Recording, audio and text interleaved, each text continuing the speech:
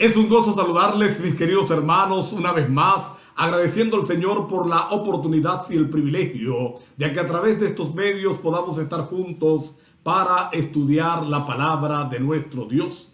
Alabo al Señor por este nuevo día, por la bendición de la noche, por el descanso y porque nos brinda la oportunidad de iniciar este día estudiando la palabra de Dios a través del plan Reavivados por su palabra. Estamos llegando al capítulo número 6 del Evangelio según San Lucas, y este capítulo va a abrir con la historia de aquel sábado, cuando los discípulos, teniendo hambre, dice la Biblia que recogieron espigas y comieron. Los líderes religiosos, los fariseos, sacerdotes, que estaban siempre a la caza de cualquier detalle, de cualquier posible error de Jesús o de los discípulos para condenarle, se acercan para denunciar que los discípulos están violando el día de sábado, están violando el día de reposo. Jesús le va a contestar con la historia conocida por ellos cuando David, teniendo hambre y estando allí en el santuario, había comido del pan de la propiciación que solo le era posible comer a los sacerdotes. El Señor le responde de esta manera para indicar entonces que la misericordia debe ser la nota tónica de cada una de nuestras acciones. Pero es bueno explicar un poquito esto, porque alguien pudiera entonces llegar a considerar que lo que el Señor está tratando aquí, que la forma como el Señor está respondiendo o la manera en que el Señor nos está invitando a actuar es con lo que se conoce como la ética situacional.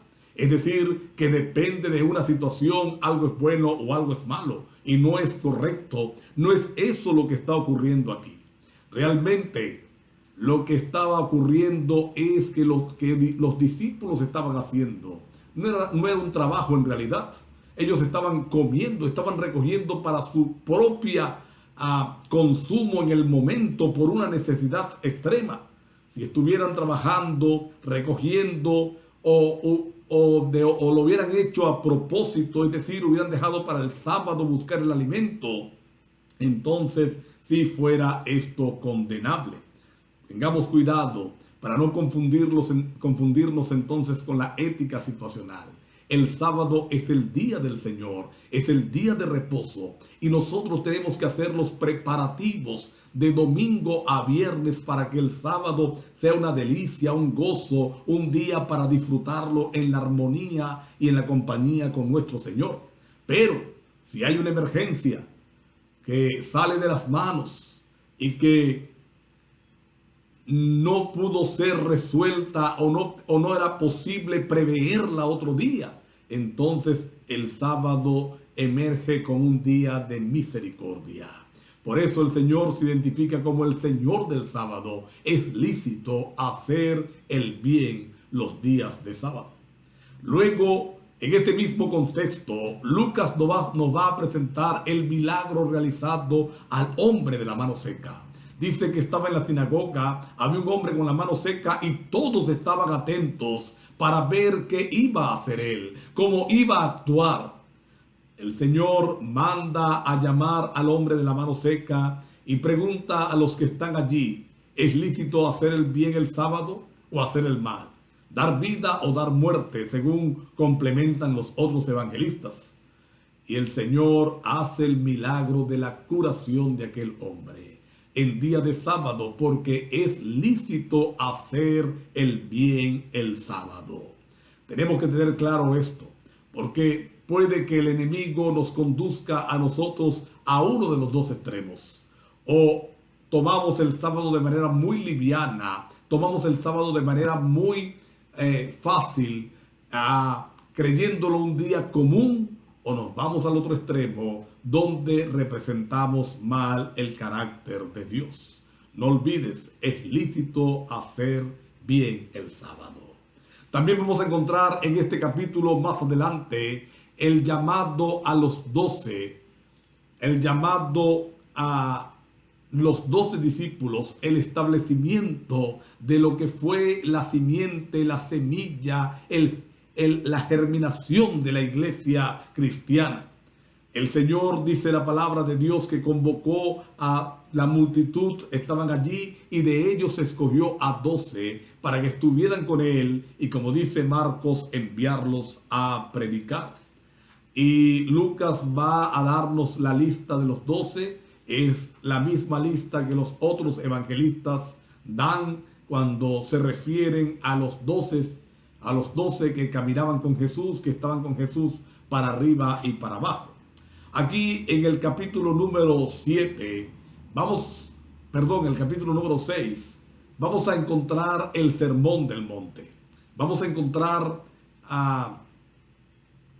no completo como lo presenta Mateo, pero sí voy a tomar algunos detalles que nos presenta Lucas para hacer la aplicación espiritual que para este día necesitamos. Por ejemplo, de los versos 24 al 26 vamos a encontrar los 4 ayes. Ay de los ricos, ay de los saciados, ay de los que ríen, y ay de aquellos que todos hablan bien de él. Y miren qué interesante, porque vamos a interpretar, a entender juntos estos 4 ayes, porque pudieran también ser malinterpretados, pudieran tomarse una equivocada concepción de los mismos y pensar que el Señor está condenando lo que no es condenable en sí mismo. La primera condena es para los ricos y dicen que ya tienen la recompensa que ellos buscaban. Y por supuesto que el Señor no está en contra de las riquezas. Si nosotros vamos al Antiguo Testamento, los hombres que amaban a Dios eran ricos. Abraham era riquísimo. Job era riquísimo y al final tuvo el doble, dice la palabra de Dios. Así que exactamente a qué se está refiriendo el Señor. Se está refiriendo a aquellos que hacen de la riqueza su Dios, que hacen de la riqueza su esperanza, que hacen de la riqueza su asidero y no colocan su vida en las manos de Dios. Pero aún peor, aquellos que utilizan la riqueza no para el beneficio de todos, sino para su beneficio personal solamente. Es decir, son egoístas con esta riqueza. Lo mismo puede aplicarse a los saciados. Por supuesto que el Señor desea que todos tengan comida, todos tengamos comida y la tengamos en abundancia. Cuando multiplicó los panes y los peces, dice la palabra de Dios que todos comieron hasta saciarse. Y cuando el Señor ordenó recoger, todavía habían 12 canastas más. Así que si alguien hubiera quedado con hambre, todavía tiene más comida para adquirir. Así que lo que el Señor está diciendo, el ay para los saciados, es para aquellos que olvidan las necesidades de otros, o no solamente las olvidan, las ignoran, que es peor. Pueden tener allí a su alrededor necesidad y no son capaces de compartir. Los que ríen, aquellos que pueden ser instrumentos entonces de una burla, o simplemente aquellos que en un momento de dolor se aprovechan. Y por supuesto, cuando dice, si alguien hablan bien todo el mundo de él, es alguien que está actuando en forma hipócrita. Porque es difícil que una persona que ejerza un liderazgo, todos estén de acuerdo y hablando bien de él. Porque siempre va a tener que tomar decisiones. Y las decisiones afectan a unos y favorecen a otros. Gustan a unos y molestan a otros. Así que esa es la persona que alguien viene y dice, mira, ¿por qué no pintamos de azul? Y dice, sí, de azul. Viene otro, no pintémoslo de verde, sí, de verde. Viene otro, no, puede ser mejor amarillo, sí, mejor amarillo. Es decir, le dice sí a todo el mundo. Y definitivamente no es el líder que el Señor quiere. Esto está en oposición. Mira que está en oposición, que un poquito arriba el Señor ha hablado de aquellos que serán honrados por ser perseguidos a causa del Evangelio. Así que también pudiéramos concluir aquí que el Señor se está refiriendo a aquellos que desprecian al Señor, que ignoran al Señor, que traicionan al Señor con tal de quedar bien con aquellos que no están en la iglesia, que odian al Señor o que viven en principios totalmente opuestos. Vamos a encontrar aquí también la invitación que el Señor nos hace de amar a nuestros enemigos, y va a hacer varias referencias el Señor. ¿Qué tiene de grande si le haces el bien al que te ama? Si saludas al que te ama, si compartes comida con el que te ama, si compartes comida con aquel o le haces un favor a aquel que te lo puede devolver, eso no tiene ningún valor. Porque al fin y al cabo tú lo estás haciendo sabiendo que algún día tú puedes aprovecharte de ese favor que estás haciendo. Por eso el Señor nos impulsa, nos demanda, nos lleva, nos conduce a que nosotros entonces no le hagamos solamente el bien a los que nos pueden pagar, sino que le hagamos el bien también a aquellos que nunca podrán pagarnos. Y definitivamente ese bien lo pagará el Señor. El Señor aquí habla de la mejilla. El que te golpea una mejilla, pon la otra. El que te quiera quitar la capa, dale la túnica. Cualquiera que te pide, dale. Y me quiero detener aquí en este versículo. Cualquiera que te pide, dale. El Señor no nos está diciendo que seamos despilfarradores, que vayamos por la calle, entonces todo el mundo pide y le estemos repartiendo a todos. No es eso exactamente lo que quiere decir el Señor. La expresión como está escrita es una invitación a tener un corazón generoso, un corazón que esté dispuesto siempre a dar. Por supuesto, la Biblia nunca alcahueteará al sinvergüenza que quiere vivir pidiendo. Y particularmente aquellos que yo sé que tienen la mala costumbre de estar pidiendo en la calle, siempre están inventando una enfermedad. Yo no les doy.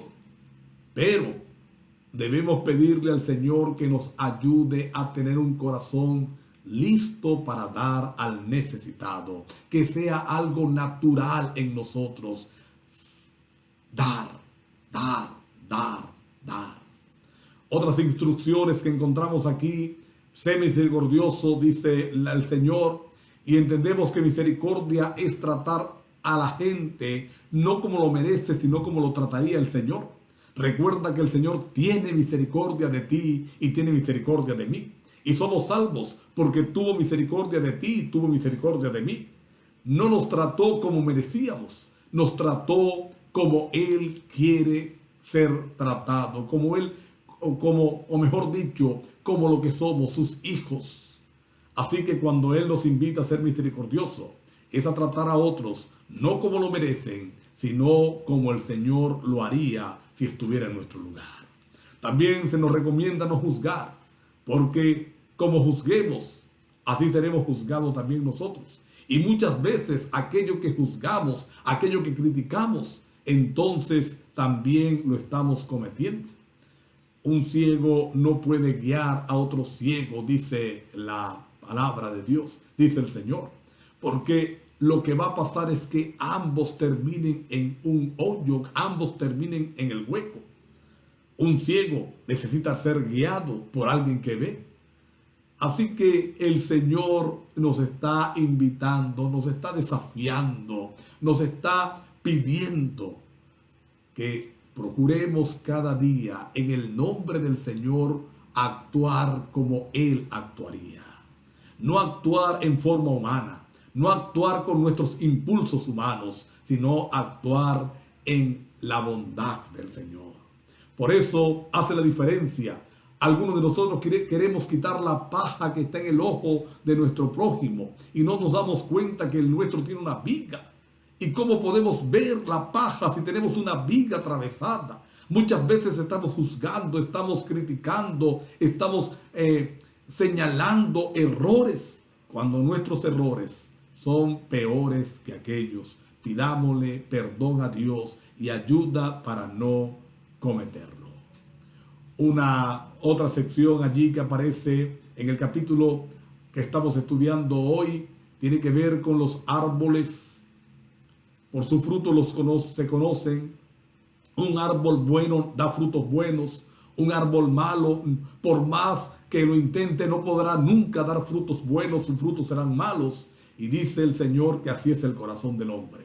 Del corazón bueno, el hombre saca cosas buenas, pero del corazón malo, el hombre saca cosas malas. Ahora, oye lo que voy a decir. Todos nosotros somos de corazón malo. No hay justo ni aun uno. Todos estamos en pecados, condenados por el pecado. ¿Cómo podemos hacer nuestro corazón bueno? La única forma es entregarnos al Señor, permitirle a Él que venga y habite, more en forma permanente en nuestra vida, se entronice en nuestro corazón, para que como el apóstol Pablo digamos, ya no vivo yo, mas Cristo vive en mí. Es la única forma como tu corazón o mi corazón puede llegar a ser buenos. Y el Señor nos da una forma de probar dónde estamos. Él dice, de la abundancia del corazón habla la boca. Por eso la pregunta es, ¿de qué más hablamos? ¿Qué es lo que más sale de nosotros? Salen las cosas espirituales. Nuestra conversación permanente es de Dios, de Jesús, del plan de salvación, de su segunda venida. O por el contrario, nuestra conversación permanente es de temas sin importancias, temas banales, temas mundanales. Vamos a evaluarnos hoy en el nombre del Señor. Y vamos a pedirle al Señor que nuestro corazón pueda ser lleno entonces de aquellas cosas que traerán alabanza, honra y gloria a su nombre. Termina este pasaje el Señor indicando cómo es el resultado de aquellos que buscan la palabra de Dios, la aceptan, la reciben y la ponen en práctica. Él dice que a ellos le va a comparar como un hombre que edificó su casa sobre la roca, y por más que vinieron tempestades, esa casa se permaneció de pie.